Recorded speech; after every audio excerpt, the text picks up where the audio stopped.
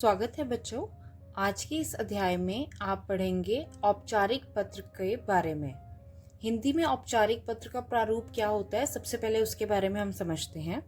तो इसमें सबसे पहले आप लिखते हो पत्र भेजने वाले का पता, यानी कि आप लिखोगे परीक्षा भवन, विकासपुरी, नई दिल्ली। अब इसमें विकासपुरी नई दिल्ली की जगह पे आप अपना जो भी स्थान हो उसके बारे में लिख सकते हो, पर क्योंकि आप एग्जाम के टाइम पे लिखते हो तो आप यहाँ पे लिखोगे परीक्षा भवन। फिर जिस दिन आप ये पत्र लिख रहे हैं उसकी तिथि यहाँ पर लिखी जाती है, यानी कि दिनांक। इसके बाद आप यहाँ पे संबोधन लिखेंगे, जैसे कि आप अगर पिताजी को लिख रहे हैं तो आदरणीय पिताजी या माताजी। अगर आप मित्र को लिख रहे हैं तो आप प्रिय मित्र लिखेंगे। अगर आप अपने छोटे भाई को या बड़े भाई को लिख रहे हैं तो आप इनका अभिवादन करेंगे, जैसे कि सादर प्रणाम या नमस्ते छोटा भाई। या फिर आप अगर किसी मित्र को लिख रहे हो तो आप असीम प्रेम लिखोगे, असीम प्यार आदि। तो अब आप जब पत्र लिखना स्टार्ट करोगे तो सबसे पहला जो पैराग्राफ है, सबसे पहला जो आपका अनुच्छेद है, उसमें आप लिखोगे आशा है कि तुम कुशल पूर्वक होगे। अब यहाँ पे तुम आप तब लिखोगे अगर आप किसी छोटे के लिए लिख रहे हो, नहीं तो आप लिखोगे आशा है कि आप सब कुशल पूर्वक होंगे, हम सभी यहाँ कुशल मंगल हैं। इसके बाद आप और इस चीज के बारे में पूछते हो, वो इस फर्स्ट पैराग्राफ में आएगा। फिर आएगा सेकंड पैराग्राफ। अब दूसरे अनुच्छेद के अंदर आपका जो भी पत्र का विषय है उसके बारे में आप विस्तार पूर्वक इसके अंदर विवरण देंगे, वर्णन करेंगे उसका, इसमें जो दूसरा अनुच्छेद है उसमें। और उसके बाद में आप तीसरा अनुच्छेद बनाते हुए जो घर में बाकी सदस्य हैं उनको आप प्रणाम लिखते हैं, छोटे हैं छोटों को प्यार आदि, वो आपका तीसरे अनुच्छेद में आएगा।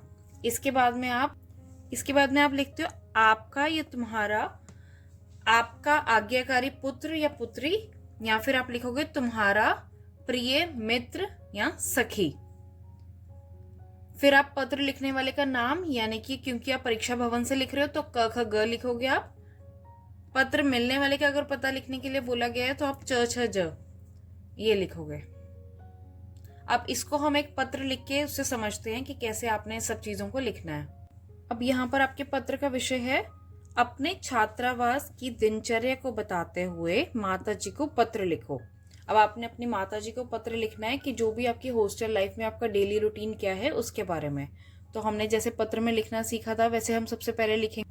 आप सबसे पहले लिखोगे परीक्षा भवन, जिस भी जगह पे आप रहते हो वहां का आप पता लिखोगे। पता आपने पूरा नहीं लिखना है, सिर्फ उस एरिया का नाम लिख सकते हो आप।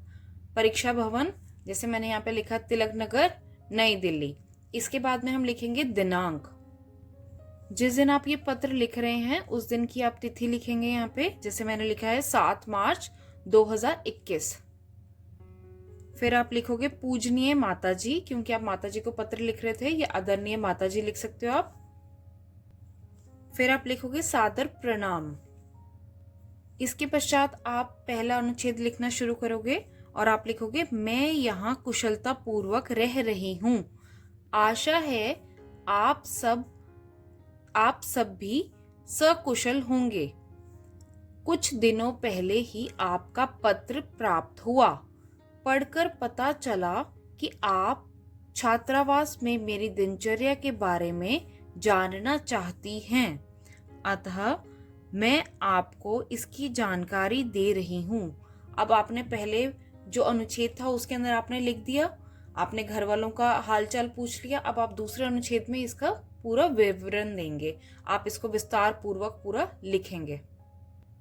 तो दूसरे अनुच्छेद में आप लिखोगे छात्रावास में हमारी दिनचर्या सुबह 6 बजे प्रारंभ हो जाती है।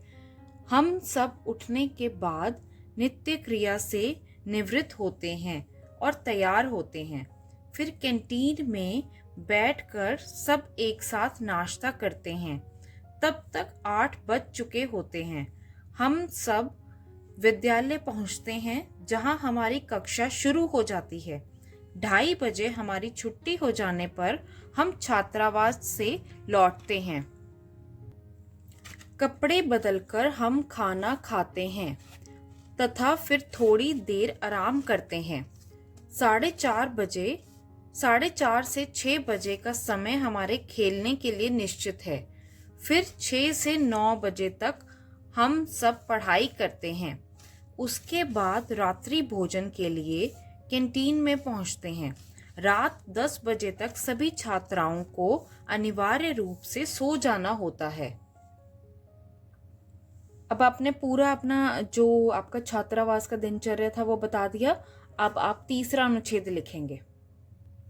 तीसरे अनुच्छेद में आप लिखोगे, माता जी, इस अनुशासित जीवन में हमें बिल्कुल कष्ट नहीं होता, क्योंकि हमारा छात्रावास हमें घर जैसा प्यारा लगता है। पिताजी से प्रणाम कहिएगा। स्वाति को प्यार। स्वाति की जगह पे आप कोई छोटे भाई या छोटी बहन को प्यार भी लिख सकते हैं। ठीक है, तो इस तरीके से आप ये पूरा पत्र लिखेंगे। तीसरा अनुच्छेद में आपने घर वालों को वापस आप उनका प्रणाम कहते हैं उनको, और छोटे भाई बहन को प्यार देते हैं, और उसके बाद में हम पत्र को क्लोज करेंगे। हम लिखेंगे, आपकी प्यारी बेटी क ख ग। बच्चों, आशा करती हूँ कि आपको आज का अध्याय अच्छा लगा हो। अगर आपके कोई भी सुझाव या विचार हो तो आप कमेंट सेक्शन में लिख के बता सकते हैं। धन्यवाद।